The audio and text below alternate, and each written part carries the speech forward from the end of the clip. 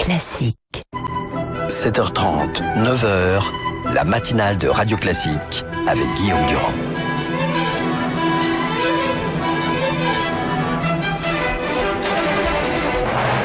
L'invité politique sur Radio Classique. L'invité politique est député des Français de l'étranger pour la zone américaine, États-Unis et Canada. Il s'appelle Frédéric Lefebvre, vous le connaissez, il a été très proche de Nicolas Sarkozy et il s'approche, lui, maintenant, des primaires du mois de novembre, des primaires des Républicains. Bonjour, bienvenue. On va parler évidemment de tous ces sujets français, mais vous ne pouvez pas vous laisser partir et même commencer cette émission sans vous parler de Trump, parce que vous allez souvent là-bas. On est face à une élection que beaucoup de concitoyens qui nous écoutent ce matin considèrent comme étrange. Est-ce que la percée incroyable de Trump, pour vous qui vivez une partie de l'année là-bas, est étrange ou pas? Elle n'est pas si étrange que cela. Elle est finalement le résultat d'un processus qui est assez semblable à celui qu'on connaît en France, c'est-à-dire une exaspération du système. Et j'ai rédigé à la demande de votre confrère, le Nouvel Obs, un portrait de Trump que j'ai appelé le mégaphone des sans-voix. Alors j'ai fait un dialogue imaginaire entre Reagan et JFK qui parle de lui. Mais je pense qu'aujourd'hui, là, en Iowa, si Trump gagne, alors que l'Iowa est finalement correspond assez peu à son profil, puisque c'est une droite conservatrice. Ça veut dire que sur cette primaire, je veux pas dire qu'il est imbattable, mais en tout cas, s'il gagne là, en Iowa, ça veut dire qu'il a une très grande chance de gagner la primaire. Alors vous vivez une partie de l'année là-bas, mais nous on vit en France et nous ça nous paraît complètement, pardonnez-moi, dément. On se dit un sommet, par exemple un G20, on va se retrouver dans les conversations entre Trump et Poutine. On a l'impression de voir un film de Stanley Kubrick, Docteur Folamour. Est-ce que nous nous trompons complètement? Est-ce que ce populisme de Trump est fait pour gagner les élections? Qui est-il en fait vraiment, quoi? C'est ça la question pour nous. Alors ça, vous savez, là, il faudrait une longue émission pour se dire qui il est vraiment. Mais ce qui est intéressant, il faut pas se limiter à Trump, parce que quand vous regardez ce qui se passe du côté des démocrates et que vous voyez que Hillary Clinton était favori sans conteste, personne n'imaginait même qu'elle puisse être inquiétée par Sanders, et qu'on voit aujourd'hui la manière dont Sanders s'imprime dans l'opinion, je pense qu'il faut vraiment mettre tout ça sur le compte de l'exaspération des citoyens américains qui aujourd'hui, alors que leur pays est plutôt en meilleure forme que le nôtre, mais on n'en peuvent plus de ce système. Alors justement, c'est pour ça que je vous pose cette question et que je passe par ce biais de la primaire américaine. C'est que vous allez vous présenter à des primaires françaises et finalement, on a l'impression que ce système, quand il donne les résultats peut-être qui sont ceux qu'on va connaître aux États-Unis, est-ce que franchement c'est un système enviable? Est-ce que c'est pas ce matin, l'opinion dit que c'est le roi c'est le système absolu des narcissismes et du populisme. Alors, moi, je suis pas fan du système en lui-même, de la même façon que je suis plutôt un défenseur du septennat que du quinquennat. Mais il se trouve que c'est le système aujourd'hui. Et donc, quand j'y réfléchis pendant des mois, vous imaginez que je l'ai mûrement réfléchi, vous connaissez mon expérience, et que j'ai pris cette décision, je l'ai d'abord prise parce que je considère que aujourd'hui le débat public en France est totalement décalé des préoccupations de la France du quotidien, totalement décalé, et surtout, il est artificiel, totalement artificiel. C'est-à-dire que aujourd'hui, on a un système, le modèle social français, en 40 ans, de 74 à aujourd'hui, il a fait exploser le chômage, multiplié par 15, on est passé de 400 000 à plus de 6 millions. Mais tous les candidats de droite le disent. Non, personne ne le dit. Même Madame El Khomri considère depuis ce week-end qu'il est peut-être un peu possible qu'on va arriver à la dégressivité des indemnisations chômage. Mais justement, tout le monde est en train de s'en rendre compte. Justement, non mais la dégressivité des indemnisations chômage, pourquoi? C'est parce que l'UNEDIC aujourd'hui c'est 35 milliards de déficit. Mais à côté de ça, le système, moi je parle du système global. Les prélèvements obligatoires ont explosé, on est passé de 35 à 45. La dette, on était à 20% du PIB, on est à 100% du PIB. Tous les candidats de droite le disent. Non, c'est pour ça pourquoi Frédéric Lefebvre dans cette Guillaume aventure Durand, pardonnez-moi, mais tous les candidats de droite ne le disent pas. Aujourd'hui, tout le monde est en train d'expliquer que en corrigeant un peu sur la retraite, en corrigeant un peu sur les 35 heures, on va régler le problème. C'est faux. Aujourd'hui, le système va exploser à cause d'un effet ciseau. Je vous demande juste de réfléchir à quelque chose sur notre avenir. Oui, vous allez réussir. Mais parce que j'essaye, moi, de penser à ça. L'effet ciseau. Là, je viens de vous montrer que le système a explosé. Mais est-ce qu'aujourd'hui, on se projette dans l'avenir? Regardez par exemple, le MIT a sorti un rapport très clair qui montre que aujourd'hui 50% des emplois sont automatisables. Regardez comme aujourd'hui, à cause du niveau des charges en France, tout s'automatise. Vous êtes en train de me faire un portrait de la société française et de son avenir, je comprends parfaitement, mais vous m'avez pas toujours pas répondu à la question. Pourquoi vous? Eh bien, parce que moi je propose, je suis d'ailleurs le seul. Vous êtes donc le seul en France qui aurait vu ce qui se passe au niveau de la mondialisation et qui allait pouvoir l'exprimer lors d'une primaire. Guillaume Durand, ni Sarkozy, ni Juppé, ni Fillon. Non, je suis pas ironique. Non, vous pouvez être sarcastique, mais non, pas du tout. Mais aujourd'hui, je pose la question de fond. Pourquoi vous? Mais parce que simplement aujourd'hui, moi, je veux qu'on bâtisse, qu'on dessine une France universelle, une nouvelle France.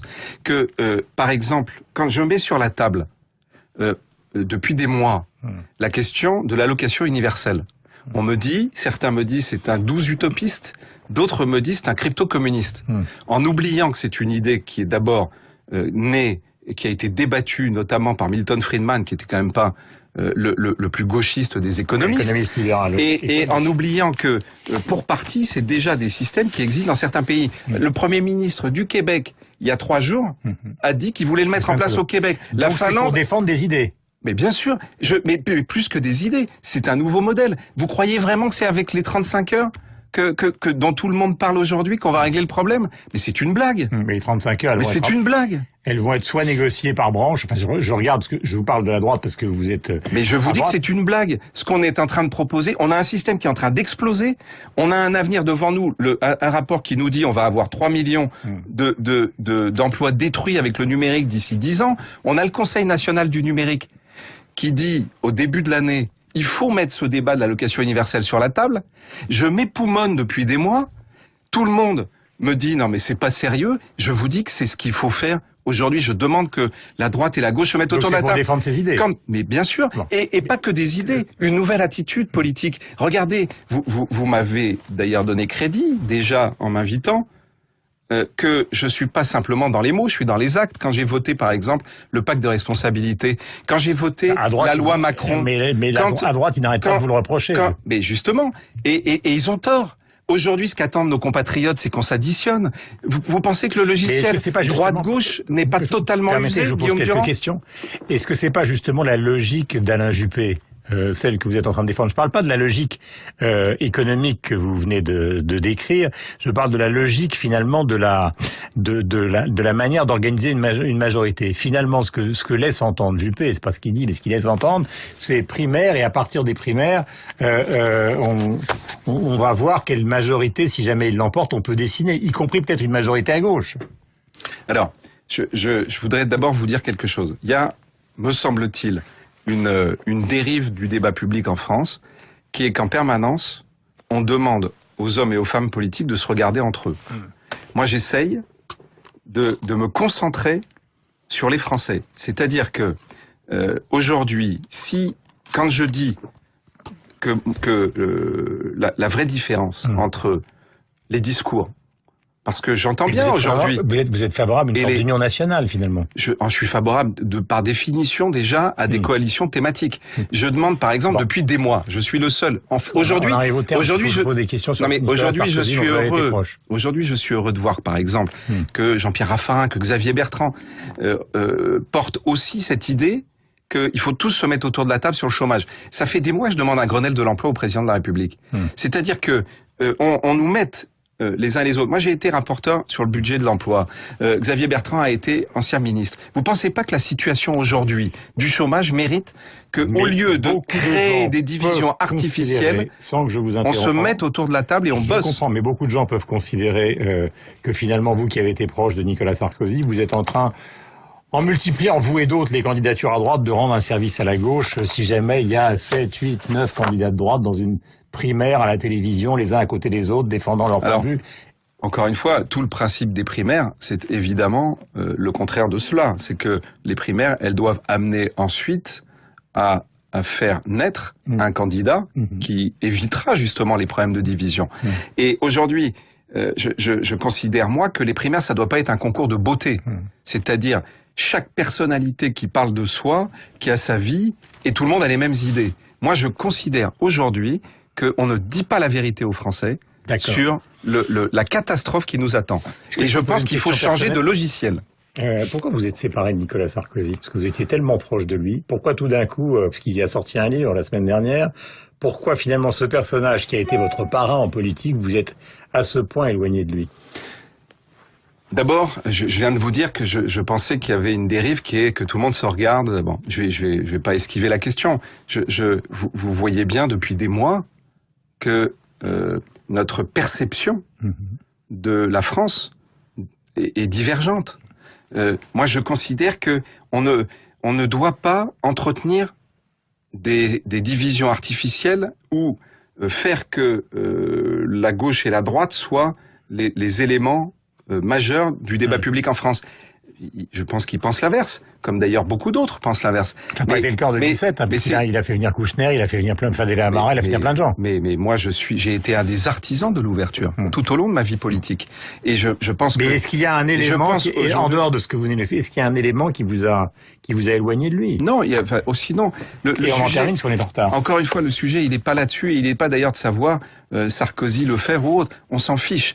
Ce qui compte aujourd'hui sur une élection aussi importante où se joue l'avenir du pays, c'est de savoir si enfin on va parler des vrais sujets, si on va se préoccuper. Ça, on l'a compris, vous l'avez dit au début. Par exemple, le statut du travail. Oui. Est-ce qu'on peut continuer d'avoir un salariat qui est aujourd'hui est de moins en moins à la mode, des travailleurs indépendants qui sont de moins en moins bien protégés? Est-ce qu'on va enfin accepter l'idée qu'il faut bâtir un nouveau statut du travail?